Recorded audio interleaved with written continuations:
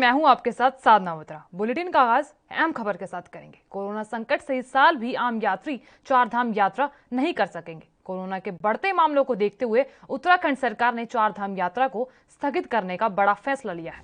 आपको बता दें, उत्तराखंड के सीएम तीरथ सिंह रावत ने इसकी जानकारी दी। चारधाम यात्रा अगले महीने से शुरू होने वाली थी और यहाँ सरकार के मुताबिक बद्रीनाथ, केदारनाथ, गंगोत्री, यमुनोत्री पुरोहितों को ही अनुष्ठान और पूजा करने की अनुमति होगी और हर साल देश भर में लाखों श्रद्धालु चारधाम यात्रा पर उत्तराखंड पहुंचते हैं। बता दें, हाल ही में मंथ उत्तराखंड में कुंभ का आयोजन हुआ था, जिसके बाद प्रदेश में अचानक संक्रमण में तेजी दर्ज हुई। प्रधानमंत्री के आग्रह पर प्रमुख अखाड़ों ने समय से पूर्व ही वापस जाने का बड़ा ऐलान किया था और इसी को देखते हुए प्रदेश सरकार ने चारधाम यात्रा को भी स्थगित करने का बड़ा फैसला ले लिया है। कुंभ की समाप्ति के साथ ही हरिद्वार में कुछ जगहों पर 5 मई तक कर्फ्यू का ऐलान किया गया है और इसी के साथ ही लक्सर, रुड़की, भगवानपुर में भी कोरोना कर्फ्यू लगा दिया गया है और फिलहाल प्रदेश में संक्रमण के कुल मामले बढ़कर 1.6 लाख के पार पहुंच गए हैं। वहीं मरने वालों का आंकड़े की बात की जाए तो 2000 के पार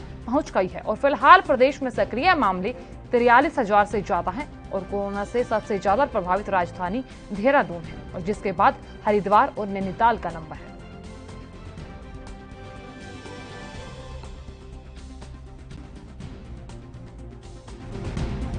को लेकर के अभी जिस तरह कोविड है तेजी से बढ़ रहा है, उसको देखते हुए स्थगित किया जाता है और साथ ही केवल पुजारी वही वहाँ पूजा पाठी करेंगे। बाकी कोविड को देखते हुए सभी मैं कैसे स्थगित इसको हम कर रहे हैं। संबंधित जिले के लोग भाग लेंगे सर? कोई नहीं, केवल तीर्थ पुरोहित ही पूजा करेंगे। पूजा अर्चना नियमित होगी, नियमित समय पे आपका पट खुलेंगे।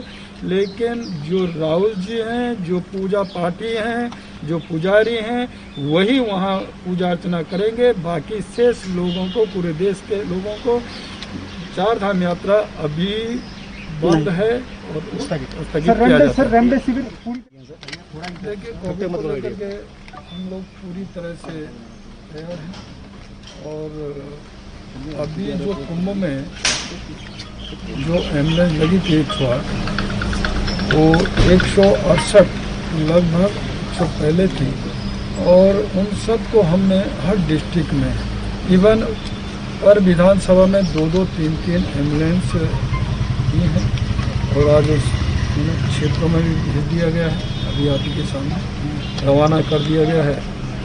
ये सब वहाँ सेवाएं देंगी कोविड को लेकर के और बाद में पूरी तरह जो आम जन की भी जो जिस प्रकार का भी उनका जो उनके ये शुरू हो जाएंगे। लेकिन अभी विशेषकर कोविड के लिए सीएम साहब, हाई कोर्ट ने बड़ा सख्त रवैया अपनाया है और साफ तौर पर कहा है कि 20 से 50,000 टेस्ट जो है वो पर डे होने चाहिए महानगरों में। देखिए, हमारा प्रयास है और जब उन्होंने कुंभ में भी कहा था कि हाई कोर्ट ने बड़ा सख्त रवैया अपनाया है और साफ तौर पर कहा है कि 20 से 50,000 टेस्ट जो है वो पर डे होने चाहिए महानगरों में। देखिए, हमारा प्रयास है और जब उन्होंने कुंभ में भी कहा था कि 50,000 टेस्ट, तो वो हमने प्रयास किया पूर्ण का।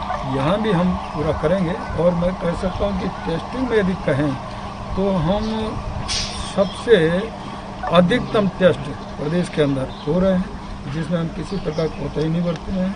मेरा आपके माध्यम से केवल जनता को इतना ही कहना है कि वो स्वयं को स्वस्थ रखें, औरों को भी स्वस्थ रखें।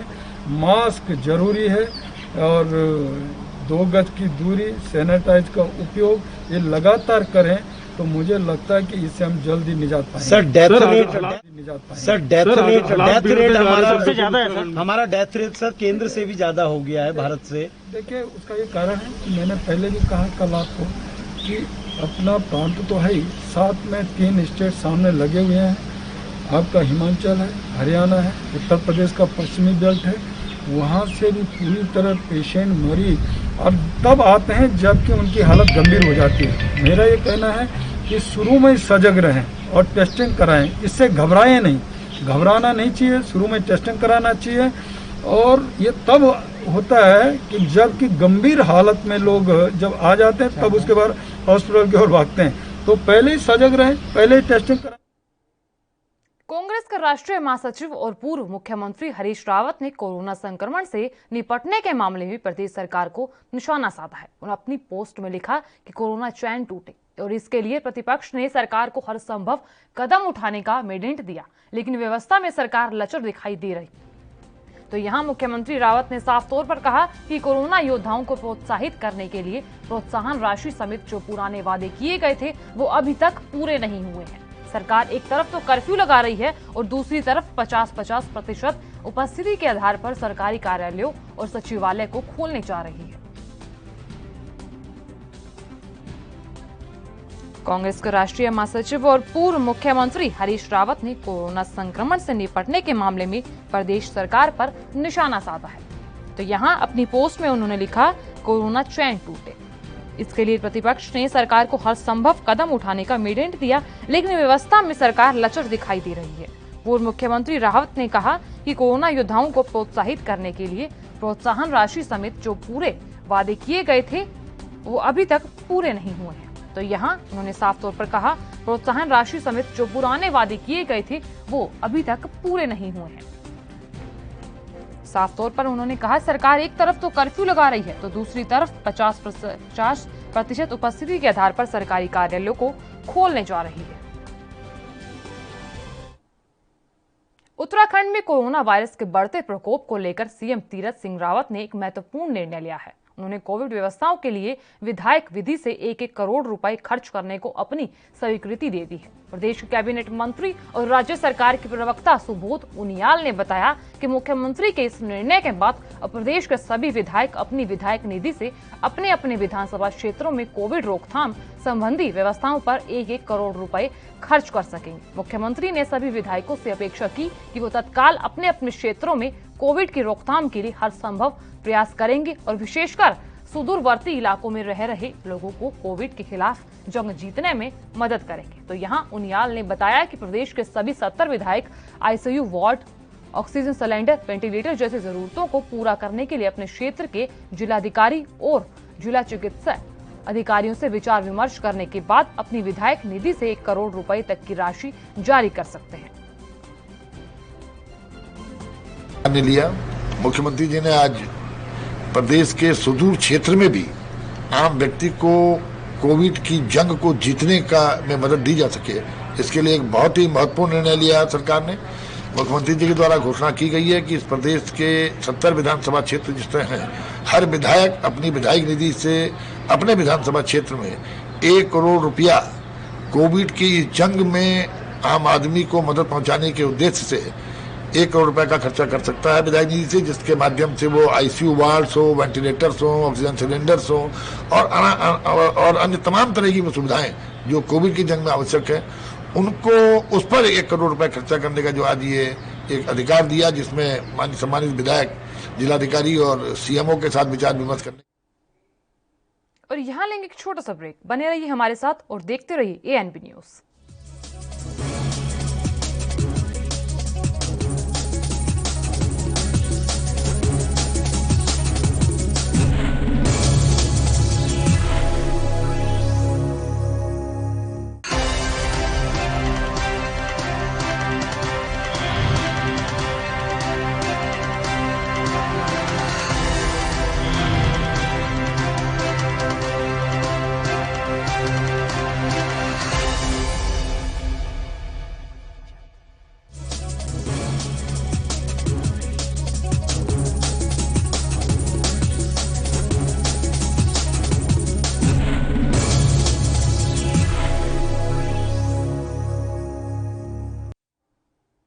ब्रेक के बाद आप सभी का स्वागत है। खबरों में आगे बढ़ेंगे। Uttarakhand national highway and infrastructure development corporation limited की ओर से 2 बहुउपयोगी लाइफ सपोर्ट एम्बुलेंस जनता को समर्पित की गई और इस मौके पर उन्होंने कहा कि लाइफ सपोर्ट एम्बुलेंस दुर्घटनाओं के समय लोगों की जान बचाने में उपयोगी होगी और इसके लिए उन्होंने कॉरपोरेशन के प्रयासों की सराहना की है। तो यहाँ मुख्यमंत्री रावत ने कहा कि इस तरह की अत्याधुनिक सुविधाओं से लेस मल्टीपर्पज एम्बुलेंस उत्तराखंड के लिए बहुत उपयोगी है। तो यहाँ कोशिश की जाएगी कि चमोली और उत्तरकाशी की तरह अन्य जनपदों में भी इस तरह की अत्याधुनिक सुविधा से एम्बुलेंस की व्यवस्था कराई जाए। मुख्यमंत्री ने कहा कि प्रदेश में कोरोना के खिलाफ लड़ाई के लिए पुख्ता इंतजाम किए गए हैं। ऑक्सीजन से लेकर बेड की पर्याप्त व्यवस्था की गई है। रेमडेसिविर इंजेक्शन भी प्रदेश में पर्याप्त मात्रा में आपूर्ति हो गई है और यहाँ टीकाकरण का कार्य भी तेजी से कराया जा रहा है। उन्होंने साफ तौर पर कहा कि बाहर से आने जाने लोगों की बॉर्डर पर चेकिंग कराई जा रही है और इसी के अलावा गाइडलाइन के अनुपालन के लिए भी दिशा निर्देश जारी कर दिए गए हैं। एनएच ने जो कदम उठाए सीआरएस फंड से उनको जो उपलब्ध कराया और अभी तो 2 हैं। मेरी जैसे बातचीत हुई कि आगे जल्दी और जिलों को भी प्रोवाइड करेंगे। इसके कहने से, क्योंकि ये जो एम्बुलेंस है और इसके अंदर जिस तरह सारे उपकरण हैं, ऑक्सीजन से लेकर के और आपका एक स्टेज तो है ही, लेकिन साथ में पहाड़ी में यदि हो गया तो वहाँ के लिए भी दूसरा एक चीज़ इस तरह उठाने का और जो व्यवस्था दी है, मैं सोचता हूँ कि पहली बार। उधर कोरोना प्रभावितों की मदद के लिए बीजेपी द्वारा चलाए जा रहे अभियान के तहत पार्टी कार्यकर्ता हर जरूरतमंद तक भोजन और दवाएं पहुंचाएगी। आपको बता दें, बीजेपी के प्रदेश अध्यक्ष मदन कौशिक ने पार्टी द्वारा स्थापित कोविड कंट्रोल रूम से सेवा कार्यों का फीडबैक लेने के बाद यह बात कही।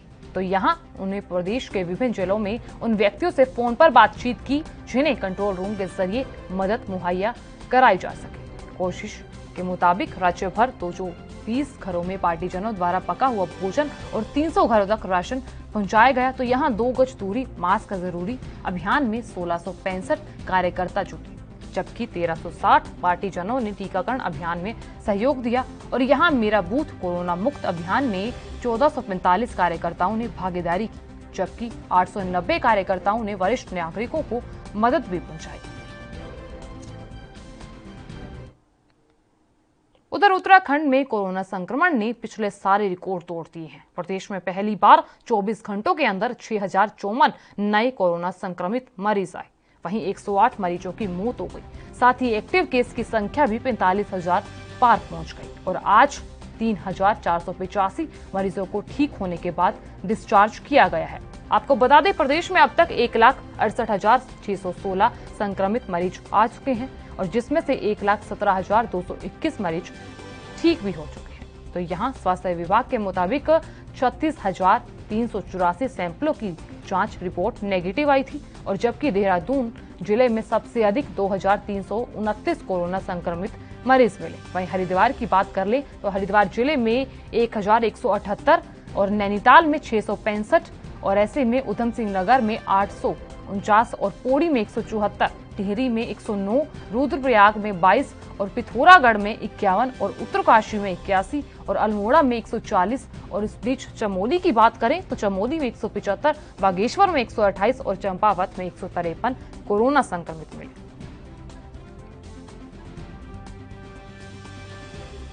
आपको बता दें कि उत्तराखंड में कोरोना संक्रमण में पिछले सारे रिकॉर्ड तोड़ दिए हैं। तो यहाँ फिलहाल एक्टिव केस की बात की जाए तो 45,000 के पार पहुंच गई है और आज 3,485 मरीजों को ठीक होने के बाद डिस्चार्ज किया गया।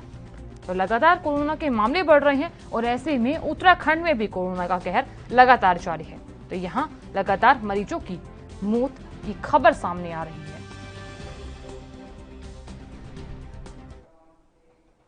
और यहां लेंगे एक छोटा सा ब्रेक। बने रहिए हमारे साथ और देखते रहिए ANB न्यूज।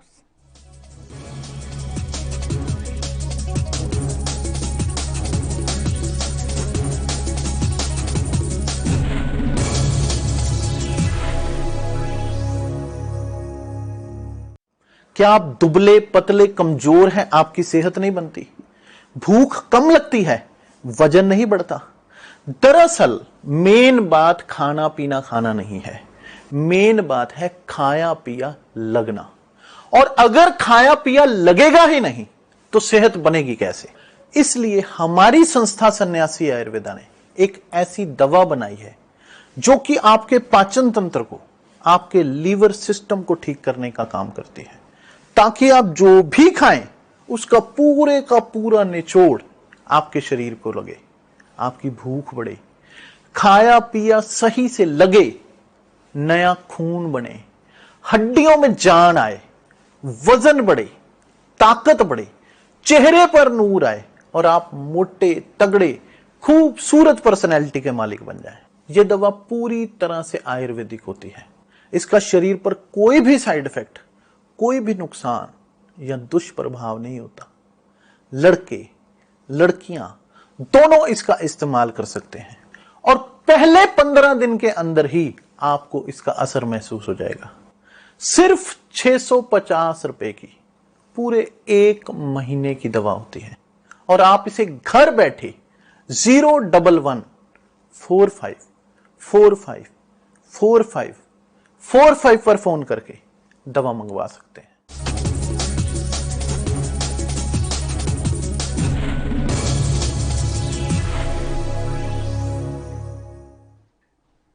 ब्रेक के बाद आप सभी का स्वागत है। खबरों में आगे बढ़ते हैं। उत्तराखंड में कोरोना का कहर लगातार जारी है और जिसके चलते लगातार मौतें हो रही है और इस बीच धर्मनगरी हरिद्वार में कोरोना महामारी के कारण पड़ोसी राज्यों से भी मृतकों के शवों को हरिद्वार लाकर शमशान घाट पर जलाया जा रहा है और ऐसे में अब शमशान घाटों पर भी पैकेज सिस्टम लागू किया गया है। बता दें, यहाँ के चंडी घाट स्थित शमशान घाट पर एक मुर्दे को जलाने का पूरा पैकेज सिस्टम बनाया गया है और जिसमें 3600 रुपए में शव को जलाने से लेकर तमाम अन्य क्रिया कार्रवाई की जा रही है। तो यहाँ शमशान घाट पर मुर्दे की लकड़ी, मृत शरीर के लिए पंडित राल, देसी घी, नाई समेत अन्य तमाम सुविधाएं एक पैकेज में मिल रही है।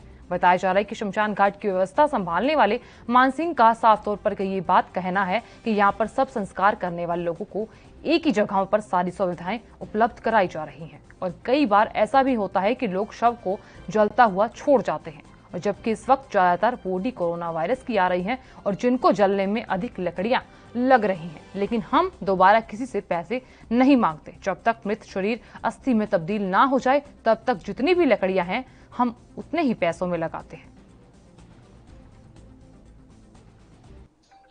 कि हमारे यहाँ पैकेज है कि 3680 में हमारी पूरी बॉडी जलानी होती है। उसमें क्या लकड़ी बाहर भी नहीं फेंकनी पड़ती है, उतनी ही बॉडी जलता तो उतनी से पहले भी इतने भी था नीचे की नहीं जलती थी, यहाँ पे पूरी जल जाती है। तो बाय द वे कभी नहीं जले। हॉल लकड़ी हमारे जो यहाँ पे जलाने वाले होते हैं उनकी ड्यूटी है कि हॉल ले जाए, कोई पैसा हॉल नहीं लिया जाए। जब थोड़ा ज्यादा लग जाती है लकड़ी तो उसमें हम हॉल एक्स्ट्रा दे देते हैं और जलाते। पूरी हमारी ड्यूटी है पूरी जलानी। उनको हम अस्थि दे देते हैं, थोड़ा देर बाद अस्थि दे दें और उसके बाद हमारे आदमी जो है पूरी जलाते हैं। लकड़ी भी और डेड बॉडी तो बहुत बड़ी बात है, डेड बॉडी तो जलानी, लकड़ी भी पूरी जलानी है। कोविड की अस्थियां नीचे अस्थियां आ जाती है, फूल जिसको कहते हैं अस्थियां आ जाती है, वो उनको उसपे घड़े पे या किसी कपड़े पे दे देते हैं, वो अस्थि अपने आप विसर्जन कर देते हैं। बस 2 घंटे सुरक्षा के हमें छिड़काव किया है, परसों कल ही किया है। उधर उत्तराखंड के देहरादून जिले की 4 नगर पालिकाओं में कोविड कर्फ्यू के पालन की जिम्मेदारी प्रशासन और पुलिस को सौंपी गई। तो यहां जिलाधिकारी डॉक्टर आशीष कुमार श्रीवास्तव और एसएसपी डॉक्टर योगेंद्र सिंह रावत ने अधीनस्थों के नियमों का सख्ती से पालन करने के निर्देश दिए। उन्हें लोगों से भी कर्फ्यू का पालन करने और अनावश्यक घर से बाहर न निकलने की अपील की। तो यहाँ जिलाधिकारी ने डोईवाला, हरबटपुर, विकासनगर और मसूरी से 3 मई तक कोविड कर्फ्यू लगाने का आदेश जारी किया। उन्होंने बताया कि संबंधित एसडीएम अपने क्षेत्रों में कर्फ्यू का पालन करवाएंगे और साथ ही इस बात का ध्यान भी रखेंगे कि कर्फ्यू के दौरान आवश्यक सेवाएं प्रभावित न हो। उन्होंने साफ तौर पर बताया कि छूट वाली सभी सेवाएं जारी रहेंगी और ऐसे में कंटेनमेंट जोन और कर्फ्यू वाले इलाकों में रहने वालों को किसी भी तरह की दिक्कत न हो, इसके लिए समन्वय बनाकर काम करने के निर्देश दिए गए हैं। कोविड के लगातार बढ़ रहे मरीजों को देखते हुए हल्द्वानी में 500 बेड का एक और कोविड अस्पताल बनाने की योजना लगाई गई है और ऐसे में अस्पताल डीआरडीओ के सहयोग से बनेगा। बता दें कि सुशीला तिवारी अस्पताल में सभी 425 बेड कोविड मरीजों से फुल हो चुके हैं और ऐसे में प्राइवेट अस्पतालों में भी बेड की उपलब्धता नहीं है और एक सप्ताह से प्रशासन के एक आला अधिकारी और डीआरडीओ के बीच 500 बेड के कोविड अस्पताल को लेकर बात चल रही थी और यहाँ कोविड अस्पताल में सभी बेड ऑक्सीजन प्वाइंट से लेस होंगे।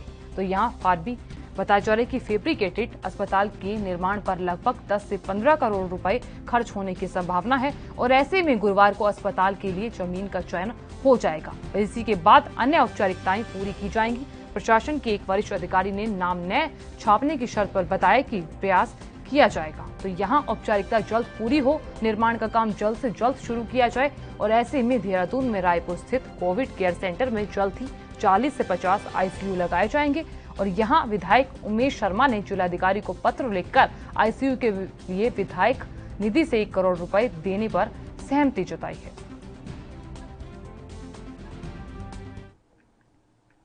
हरिद्वार में पंचायती अखाड़ा श्री नंजुरी के पंच परमेश्वर श्री महंत मनीष भारती का गुरुवार को एम्स ऋषिकेश में निधन हो गया और ऐसे में श्री महंत कोविड संक्रमित पाए गए थे, तो यहां उन्हें 8 दिन पहले ही एम्स में इलाज के लिए भर्ती कराया गया था। बता दें, अखाड़े के श्री महंत रविंदर पुरी ने संत के कोविड संक्रमित होने की पुष्टि की है।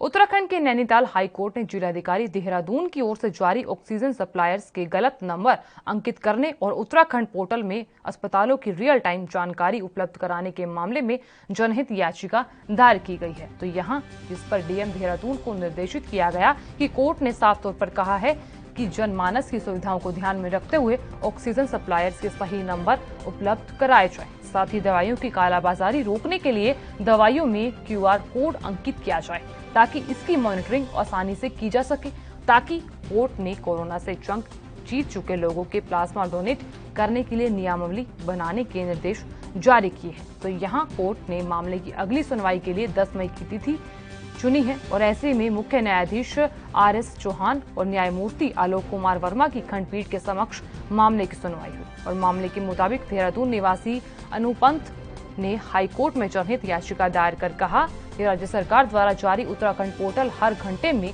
अपडेट किया जाएगा।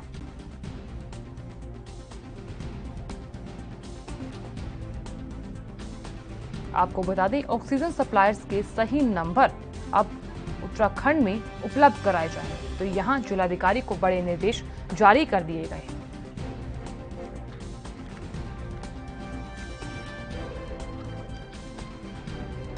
तो यहां ऑक्सीजन सप्लायर्स के गलत नंबर अंकित करने और उत्तराखंड पोर्टल में अस्पतालों की रियल टाइम जानकारी उपलब्ध कराने के मामले में जनहित याचिका दायर की गई है और ऐसे में जिस पर डीएम देहरादून को निर्देशित किया गया कि कोर्ट ने कहा है कि जनमानस की सुविधाओं को ध्यान में रखते हुए ऑक्सीजन सप्लायर्स के सही नंबर उपलब्ध कराए जाएं। साथ ही साथ दवाइयों की कालाबाजारी रोकने के लिए दवाइयों में QR कोड अंकित किया जाए।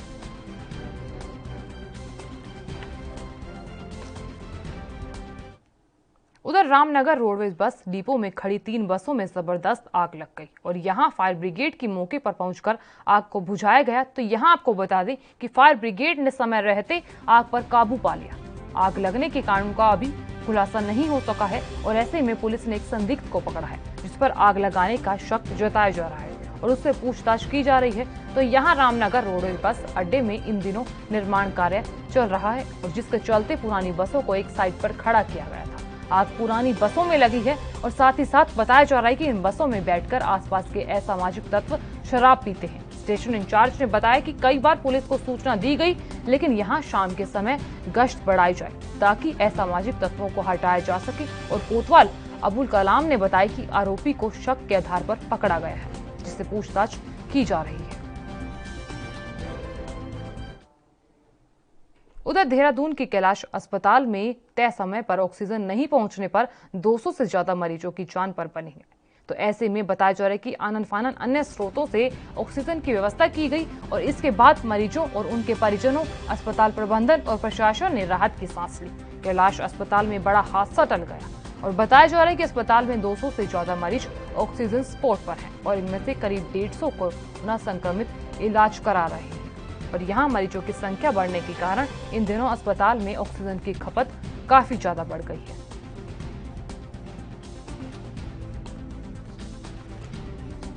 देहरादून की कैलाश अस्पताल में तय समय पर ऑक्सीजन नहीं पहुंचने पर 200 से ज्यादा मरीजों की जान पर बना। तो यहाँ लगातार अस्पतालों में ऑक्सीजन की भारी किल्लत देखने को मिल रही है और ऐसे में बताया जा रहा है कि कैलाश अस्पताल में 200 से ज्यादा मरीजों की जान पर बन रही है। तो लगातार प्रशासन भी कोशिश कर रहा है और ऐसे में अस्पताल में बताया जा रहा है कि ऑक्सीजन की भारी किल्लत है। उत्तराखंड में सभी सरकारी कार्यालय खुल गए हैं और ऐसे में समूह के क और ख के कर्मचारियों की 100% उपस्थिति रहेगी और जबकि ग और घ आवश्यक सेवाओं से संबंधित कर्मचारियों को छोड़कर अन्य की रोटेशन के आधार पर 50% उपस्थिति के आधार पर ड्यूटी लगाई जाएगी। और बीते बुधवार को शासन की ओर से पहले 1 मई तक सरकारी कार्यालयों को बंद रखने का आदेश जारी किया गया था। तो यहाँ लेकिन कुछ देर बाद ही उक्त आदेशों को निरस्त किया गया और नया आदेश जारी कर दिया गया। प्रदेश में कोरोना संक्रमण के बढ़ते मामलों को देखते हुए पिछले 6 दिनों से सभी सरकारी कार्यालय बंद हैं और सरकार की ओर से पहले सभी कार्यालयों को 23 से 25 अप्रैल तक बंद रखने के आदेश जारी किए गए थे और बाद में मुख्यमंत्री तीरथ सिंह रावत ने सरकारी कार्यालय बंद रखने की अवधि को 28 अप्रैल तक बढ़ा दिया था। लेकिन शासन की ओर से अब वीरवार से सभी कार्यालय खोले जाने का आदेश जारी कर दिया गया है।